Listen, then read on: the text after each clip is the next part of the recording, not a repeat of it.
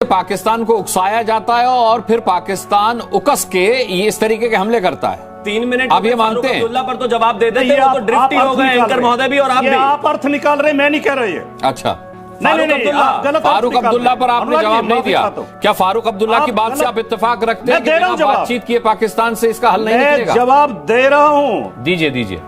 हमेशा बातचीत के रास्ते खोल के रखने चाहिए। जिम्मेदार सरकार को एक जिम्मेदारी का एहसास कराना चाहिए। दूसरी तरफ तो रोज अभी आपने देखा कि भारत में कश्मीर में जो किस तरह से आतंकवादियों के द्वारा जो कायराना ऐसे हमले, छोटे मोटे हमले किए जाते हैं जिनमें हमारे देश के लोगों को हानि पहुंचती है, लोगों को क्षति पहुंचती है, हमारे देश के वीर जवान भी उसमें शहीद हो जाते हैं। ऐसी हरकतें तो आपने पिछले कई उसमें देखी होंगी। अभी हाल ही में कश्मीर में जो बस कांड हुआ है ये भी कोई छुपा हुआ नहीं है। और आपको बता दें कि इनका विरोध करना और जो इनका पुरजोर जो सरकार जो इनकी ठोस कदम उठाने के लिए तैयार होती हैं, तो इनका कुछ लोग अपने देश में गद्दार लोग ऐसे भी हैं, उनका पक्ष भी करते हैं। बताइए, इस तरह के भी मतलब बुज़दिल इंसान ऐसे होते हैं जो उनका पक्ष भी करते हैं।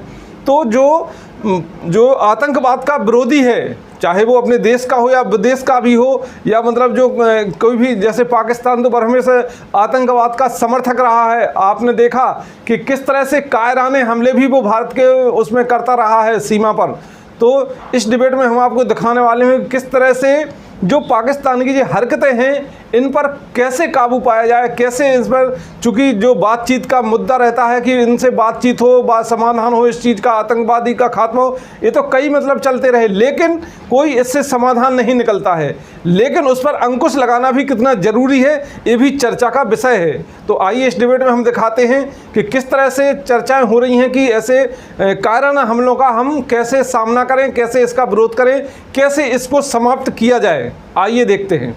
पाकिस्तान को उकसाया जाता है और फिर पाकिस्तान उकस के ये इस तरीके के हमले करता है। 3 मिनट आप ये मानते हैं? अब्दुल्ला पर तो जवाब दे देते, वो तो ड्रिफ्ट ही हो गए एंकर महोदय भी और आप भी। आप अर्थ निकाल रहे, मैं नहीं कह रही है। अच्छा, फारूक अब्दुल्ला पर आपने जवाब नहीं दिया।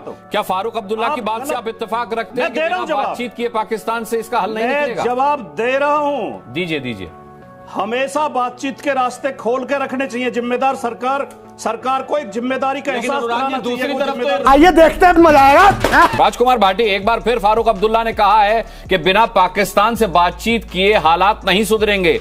आपके नेता मुलायम सिंह यादव रक्षा मंत्री रहे लंबे समय इस देश के। मैं आपसे जानना चाहता हूं कि क्या वाकई आप फारूक अब्दुल्ला साहब की बात से इत्तेफाक रखते हैं कि पाकिस्तान से अब भी बातचीत की जरूरत है?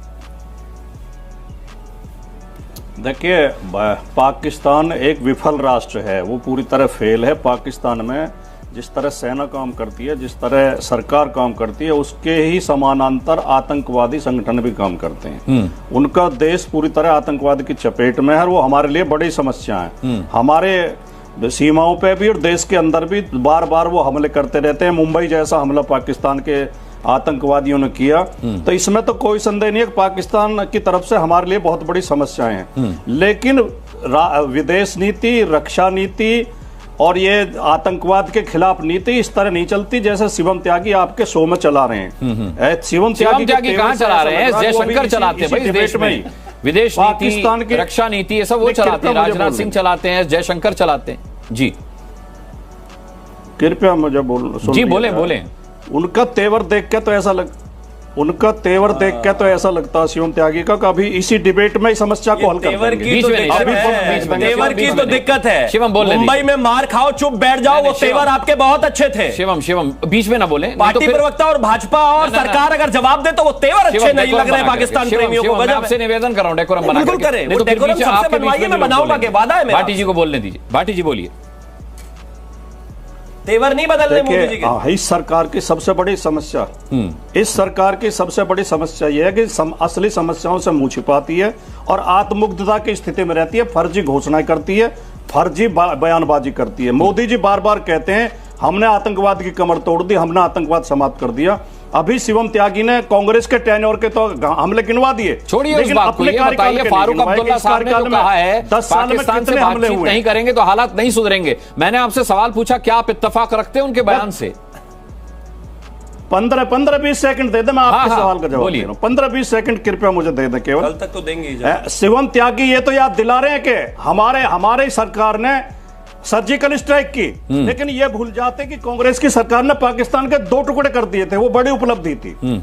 और मैं तलाश कर रहा था, एक अखबार की रिपोर्ट देखी थी कि इन 10 साल में ज्यादा हमले हुए हैं, आतंकवादी हमले, वो मुझे अभी मिली नहीं, लेकिन दूसरी रिपोर्ट मेरे पास है।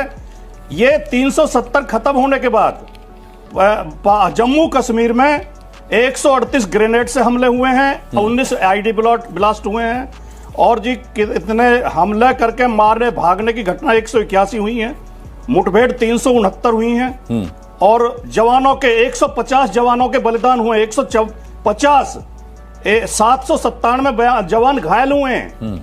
और आखिर में जो आपने सवाल किया अनुराग जी, सरकारों को दोनों नीतियों पे चलना पड़ता है, बातचीत के रास्ते भी खोलने पड़ते हैं और सैनिक कार्रवाई भी करनी पड़ती है। माननीय अटल बिहारी वाजपेयी जी भी बस लेकर लाहौर गए थे, उन्होंने भी ये जो मोदी जी बार बार भाषण देते हैं, हम पीओके को कब्जा लेंगे, हम पाकिस्तान को सबक सिखा देंगे, हम चूड़ी पहना देंगे, ये उकसाने वाले बयानों से कभी समस्याएं हल नहीं होती हैं। सरकार का रवैया गैर जिम्मेदार। तो यानी आप ये मानते हैं कि मोदी जी के ऐसे बयानों से, चाहे इंडी गठबंधन, ऐसे बयानों से पाकिस्तान को उकसाया जाता है और फिर पाकिस्तान उकस के ये इस तरीके के हमले करता है? 3 मिनट आप ये मानते हैं? अब्दुल्ला पर तो जवाब दे देते, तो ड्रिफ्ट ही हो गए एंकर महोदय भी और आप भी। आप अर्थ निकाल रहे, मैं नहीं कह रही है। अच्छा, नहीं, फारूक अब्दुल्ला पर आपने जवाब नहीं दिया।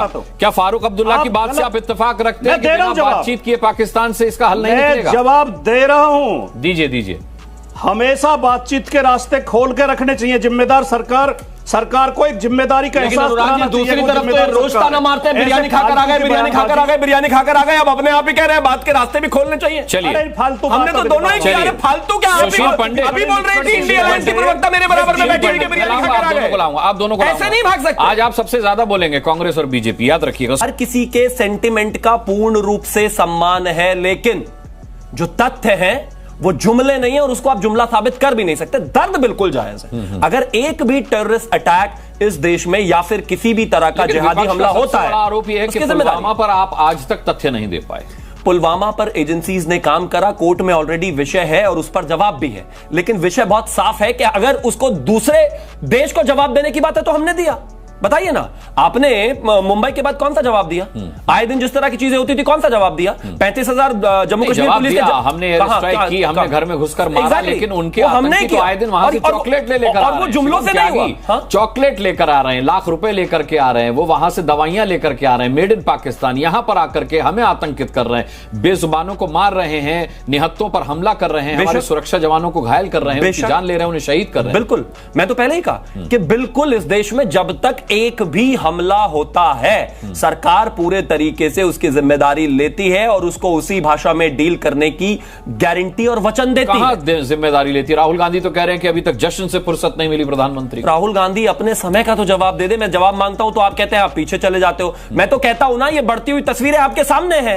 आज जिस तरीके से कश्मीर की हालत है आपके सामने है, अगर जिस तरीके से वहां पर टूरिस्ट जा रहे हैं आपके सामने है, अगर एक भी पत्थरबाजी की घटना नहीं है तो आपके सामने है, अगर सेना पर कोई भी पत्थरबाजी नहीं हो रही है तो आपके सामने है, अगर ये स्थितियां ये सब आपके सामने है, और ये एक दिन में पैदा नहीं हुई है, ओवरनाइट पैदा नहीं हुई है, इसके लिए काम किया गया है। लेकिन हां, और काम होने की आवश्यकता है। दिक्कत नहीं है कि प्रधानमंत्री विपक्ष के सभी दलों को लेकर के पाकिस्तान के मसले पर राय मशविरा करें, लेकिन विपक्ष के दल भी तो आपस में मनभेद और मतभेद के साथ हैं। कोई कहता है पाकिस्तान से बात होनी चाहिए, कोई कहता है पाकिस्तान का सम्मान होना चाहिए, कोई कहता है पाकिस्तान ने चूड़ियां नहीं पहनी जब तक बात नहीं होगी, कोई कहता है कि बातचीत से क्या रखा है, सीधे पाकिस्तान को ठीक कर देना चाहिए हमला करके, जब साबित हो गया। अभी सुजाता जी कह रही कि जब ये साबित हो गया पाकिस्तान है तो फिर बातचीत कैसी, सीधे एक्शन लेना चाहिए। तो ऐसे दल जिसमें अलग अलग विचार हों, उनको लेकर के बैठ के बात भी क्या की जाए, ये बताइए।